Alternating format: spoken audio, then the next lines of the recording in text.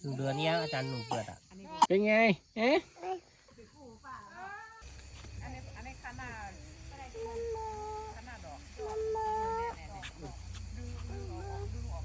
โมมีไหนโมมีไหนตัวเราไปยับอะไรเนี่ยมันอ๋อนั่นหวานที่จอปะเขาเปื่อยน้องแบบจอพี่น้องแต่พวกแก่ก็ดังนะจอนี่เอาไปต้นนี่นะเอาไปต้นเนี่ยแล้วก็ใส่นั้นใส่ชิ้นหมูใส่ยางเป็นโจนน่ะโมใจเอ๋นี่เอ๋เฮ้ยเฮ้ยเอ๋กะมากะใจเอ๋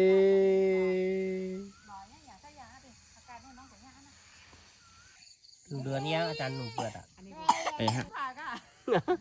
โอ้ไม่เอาขับรถเอง เอ๋ บ้า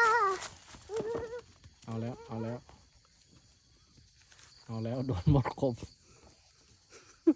เป็นไงเอ๊ะอยู่กับใครฮะไหนมดครบไหนเติดโอ้หมดครบกะฮะไหนดูขาโอ้หมดครบไอ้ฝ้าหมดครบวิ่งมาแล้วไอ้ฝ้าวิ่งมาหมดครบเร็ววิ่งมาเร็วหมดครบโอ้โหเร็ว